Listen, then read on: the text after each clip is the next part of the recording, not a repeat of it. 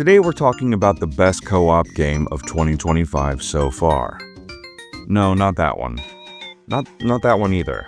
Definitely not that one. There we go. Popucom is a third-person shooter/puzzle platformer that simply cannot be played alone. The main campaign is designed for 2, but there's also a party mode for 3 to 4 players as well. I wasn't able to get a group together that big, unfortunately, but damn, does it look fun. Almost like chained together, but maybe not quite as frustrating, though it definitely gets there.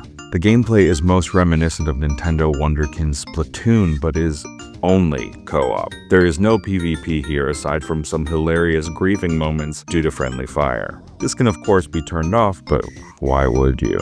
Most combat and puzzles are centered around shooting colored bubbles in a manner evoking classics like Bubble Bobble and Bust a Move.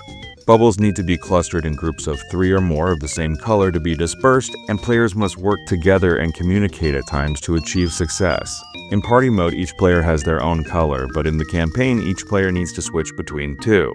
I promise, even if players are familiar with all the gameplay elements on display, conjugating them into this new form is surprisingly novel and incredibly entertaining.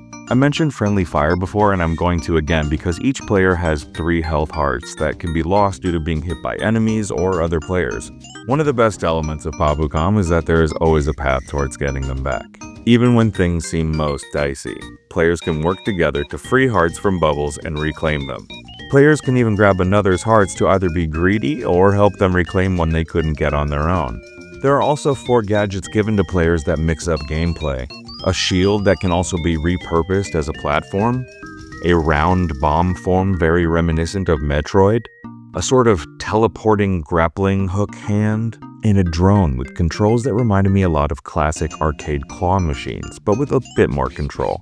These tools are used in every way imaginable across the roughly 10-hour campaign, and even more surprising ways in party mode, I'm sure. The levels are beautiful and clever, filled with side objectives and secrets. Most secrets don't end up doing much to change the game, but some rescuable robots in each stage are the main goal, and once players save enough of these little guys, they open the path toward the final stage. I'm honestly surprised this wasn't a Switch 2 launch title. It released roughly the same week and feels like it belongs in their library. Perhaps that will change when Popucom launches on console. Keep an eye out for it on all your console storefronts or scoop it up on Steam right now.